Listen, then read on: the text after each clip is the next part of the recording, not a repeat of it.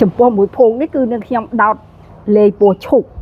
ដោយលេចម្រុះជាមួយនឹងផ្កាពុតនិងផ្កាពណ៌ឈុកតែនៅខ្ញុំដោតជាលក្ខណៈវិលដែរតែនៅខ្ញុំដាក់ឆ្លោះគ្នាមួយការពីលើកមុនគឺនៅខ្ញុំដាក់វាត្រួតគ្នាផ្កាពុតចំនួន2ផ្កានេះចំនួន1តែឥឡូវគឺនៅខ្ញុំប្រើតែមួយទេនិយាយទៅការក្រងពុកម៉ែបងប្អូននៅលើការច្នៃទេស៊ីសងលើពុកម៉ែបងប្អូនចូលចិត្តនឹងស្រឡាញ់បែបណាគឺយើងក្រងបែបនោះទៅ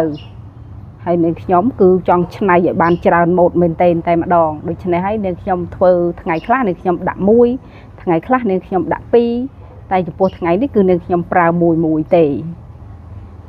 ហើយនៅខ្ញុំនឹងក្រងមួយភួងទៀតគឺនៅខ្ញុំក្រងជាប្រភេទ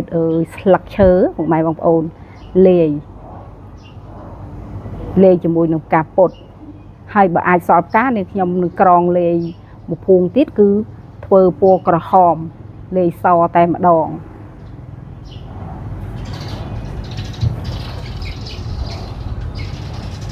ធ្វើដូចតែគ្នាចឹងឯងពុកម៉ែបងប្អូនយើងដាក់មកមួយមក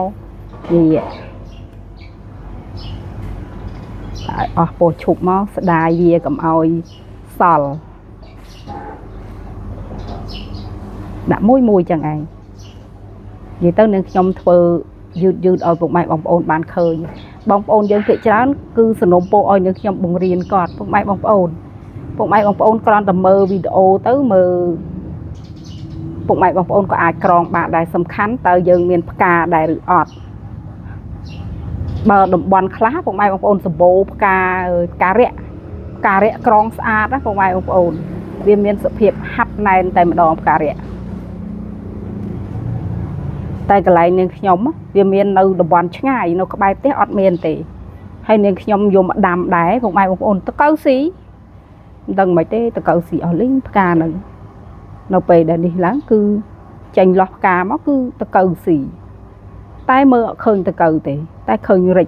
ព្រឹកឡើងទៅមើលឃើញរិចអស់លីងនេះដោតវាយនេះមកគឺជាការស្រាច់ដាក់ចេះមកកុំឲ្យវាចំផ្កាងាយស្រួលណាស់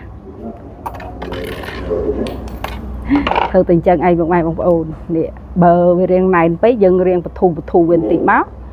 នេះហើយយើងក៏ចងវាឲ្យតឹងដូចគ្នាការហ្នឹងបើចំណងវាអត់តឹងគឺវាអត់ស្អាតទេហើយចំពោះរំយោលគឺនាងខ្ញុំប្រើជាប្រភេទរំយោលទំហូរដែរតែផ្កាហ្នឹងវាពណ៌រាងស្រាលជាងលើកមុនដូចនឹងខ្ញុំថាអញ្ចឹងទំហូរវាមាន3មានពណ៌សសុទ្ធមានពណ៌3ស្វាយនិងពណ៌លាយសនៅកដាល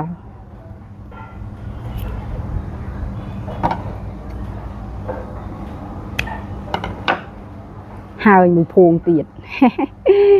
បងប្អូនស្រឡាញ់មួយណាចំពោះនេះខ្ញុំស្រឡាញ់ទាំងអស់នឹងឯងនេះពណ៌រាងដិតរំយោលវាខុសគ្នាបងប្អូនមើលនេះរំយោលនេះមានបលិចសកដាលហើយមួយប្រភេទនេះគឺអត់មានរំលេចសនៅកដាលទេតែស្អាតម្យ៉ាងម្នាក់